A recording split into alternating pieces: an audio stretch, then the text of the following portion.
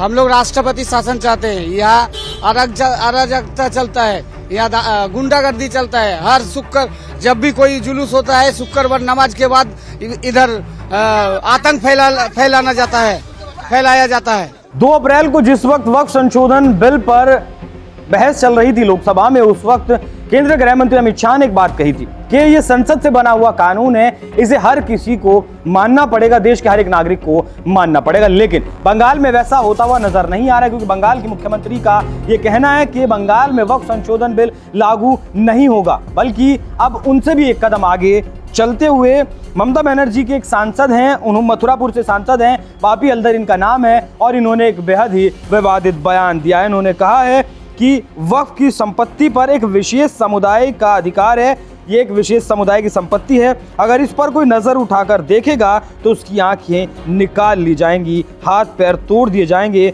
हल्दर ने यह भी कहा कि वक्फ की संपत्ति की रक्षा करना हमारी और ममता बनर्जी की जिम्मेदारी है, आप इसके लिए निश्चिंत रहें। मतलब जो लोग सड़कों पर फिलहाल तांडव कर रहे हैं, दंगाई जो फिलहाल सड़कों पर पिछले 5 दिन से मालदा और मुर्शिदाबाद जो जल रहा है, ये सीधे तौर पर बापी हल्दर जैसे सांसद, बापी हल्दर जैसे नेता उनका समर्थन करने में जुटे हैं। ममता बनर्जी जो मुख्यमंत्री वहां की हैं, वो भी उनका समर्थन करने में जुटी हैं। अब 2 सवाल यहाँ मुख्य तौर पर उभर कर सामने आते हैं कि ममता बनर्जी लगातार उन दंगाइयों से अपील कर रही है कि आप सड़कों पर दंगा ना करें, यहाँ वक्फ संशोधन कानून लागू नहीं होगा, लेकिन उसके बावजूद भी ये दंगाई लगातार दंगा कर रहे हैं। तो क्या अब ये दंगाई जो फौज ममता बनर्जी ने अपने वोट बैंक के लिए तैयार की थी, जो फौज हिंदुओं को डराकर अपने पक्ष में वोट डलवाने के लिए ममता बनर्जी ने तैयार की थी, क्या वो फौज अब उनकी भी नहीं सुन रही है? और ममता बनर्जी ने एक बहुत बड़ी गलती कर दी है। जिस तरीके से पाकिस्तान ने आतंकवाद की फैक्ट्री भारत को नुकसान पहुंचाने के लिए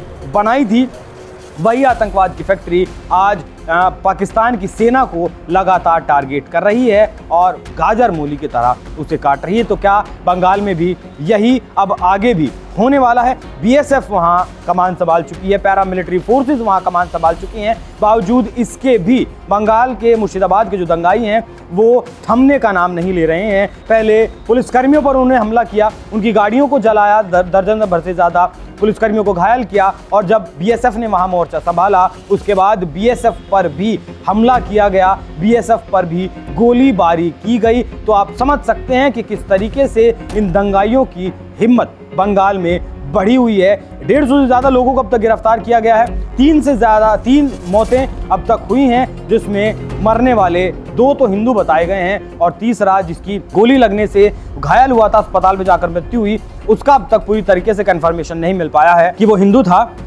या मुसलमान। बंगाल की जो राजनीति है, बंगाल का जो इतिहास है, वो पहले से ही रक्त रंजित रहा है। कम्युनिस्ट का जब शासन हुआ करता था तब भी बंगाल की राजनीति रक्त रंजित हुआ करती थी, और 2011 से जब से ममता बनर्जी वहां बैठी हैं तब से राजनीतिक हिंसा तो एक आम बात है, लेकिन जिस तरीके से पिछले दिनों में हिंदुओं की शोभा यात्राओं पर, मंदिरों पर हमले बढ़े हैं और अब सरकार के बिल के खिलाफ लोग सड़कों पर उतरे हैं, देश के किसी भी कोने में, किसी भी हिस्से में वक्फ संशोधन बिल को लेकर ऐसा हिंसात्मक प्रदर्शन देखने को नहीं मिला है। छोटी छोटी टुकड़ियों में लोगों ने अपना विरोध जरूर किया, कहीं डीएम को ज्ञापन दिया, कहीं एसडीएम को ज्ञापन दिया, कहीं अपनी मांगे रखी, लेकिन हिंसक प्रदर्शन कहीं नहीं हुआ है बंगाल के मुर्शिदाबाद को छोड़कर। और इस हिंसा का नतीजा ये हुआ कि मुर्शिदाबाद के हिंदुओं को लगातार पलायन कर अपने घरों को छोड़कर जाना पड़ रहा है। 500 से ज़्यादा लोग अब तक छोड़कर जा चुके। तस्वीरें आप देख रहे हैं किस तरीके से नाव में बैठकर लोग अपने घरों को छोड़ने के लिए मजबूर हैं।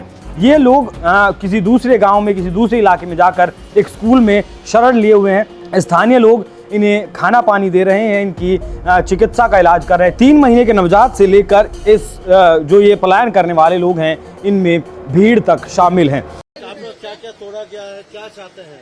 हम लोग राष्ट्रपति शासन चाहते हैं। यहाँ अराजकता चलता है, यहाँ गुंडागर्दी चलता है। हर शुक्र जब भी कोई जुलूस होता है, शुक्रवार नमाज के बाद इधर आतंक फैलाया जाता है। तो पहली बात तो एक सवाल यहाँ जानना ये भी जरूरी हो जाता कि बापी हल्दर किसके बारे में बात कर रहे हैं कि यहाँ लागू नहीं होगा, और किसी ने अगर वक्फ की संपत्तियों पर हाथ लगाने की कोशिश की या नजर डालने की कोशिश की तो उनकी आंखें निकाल ली जाएंगी, हाथ पैर तोड़ दिए जाएंगे, क्योंकि महामहिम राष्ट्रपति ने मोहर लगाकर इस विधेयक को बिल के रूप में बदला है। तो क्या ये बात महामहिम राष्ट्रपति के लिए कही गई है या फिर उस संसद के लिए कही गई है, उस प्रधानमंत्री, उस देश के गृह मंत्री के लिए कही गई है जिन्होंने ये बिल पास किया है। मुसलमानों की जो संपत्तियां हैं, मुसलमानों की जो जीवन शैली है, उसे बदलने के लिए, उसे उनका विकास करने के लिए सरकार का कहना है कि ये संशोधन किया गया, ये कानून बनाया गया है। लेकिन ये बात बंगाल के मुर्शिदाबाद के मुसलमानों को समझ में नहीं आ रही है। डायरेक्ट एक्शन डे प्लान की तरह ये सारा काम चल रहा है। देखना वाकई में दिलचस्प होगा कि कब तक ये हिंसा रुकती है, क्योंकि बीएसएफ के जवान भी यहाँ मोर्चा संभाल चुके हैं। बावजूद इसके भी उन पर भी गोलियां दागी जा रही हैं और उन्हें भी बख्शा नहीं जा रहा है। बाकी देखना ये भी होगा कि बापी हल्दर जैसे जो नेता हैं, उनके इस बयान के लिए उनके साथ क्या कुछ होता है, क्या कुछ उनके साथ से मतलब है, किस तरीके से उन्हें टैकल किया जाता है, क्योंकि इस तरीके के जो बयान है वो हिंसा में घी डालने का काम करते हैं, आग में घी डालने का काम करते हैं और वो ज्वाला और ज़्यादा भड़कती है। पिछले 5 दिन से बंगाल का मुर्शिदाबाद लगातार जल रहा है। ममता दीदी मौन है, बस इतना ही कह पाई हैं कि बंगाल में ये कानून लागू नहीं होगा। अब गृह मंत्री की बात को वो नहीं मान रहे हैं, तो देखना दिलचस्प होगा कि बंगाल में क्या कुछ आने वाले दिनों में होता है। हिंसा में आपने देखा होगा कब पश्चिमी बंगाल में मुर्शिदाबाद 3 हिंदुओं की निर्मम हत्या हुई, उनके घरों से खींच करके उनकी हत्या हुई। और ये सब कौन है? ये सभी वही दलित हैं, वही वंचित हैं, वही गरीब हिंदू हैं जिसको इस जमीन का सर्वाधिक लाभ मिलने वाला है, सर्वाधिक लाभ मिलने वाला है। ये लैंड राजस्व के रिकॉर्ड में फिर से आएगी तो एक गरीब भी हाई राइज बिल्डिंग का, मल्टी स्टोरी बिल्डिंग का लाभ उठा पाएगा, उसको भी वहां अच्छे फ्लैट सरकार बना करके उपलब्ध करवा देगी। इन्हें भय है कि दलितों को, वंचितों को, गरीबों को अगर ये हाई राइज बिल्डिंग मिल जाएगी तो इनका तो वोट बैंक समाप्त हो जाएगा, ये गुमराह करने की इनकी राजनीति हमेशा के लिए समाप्त हो जाएगी।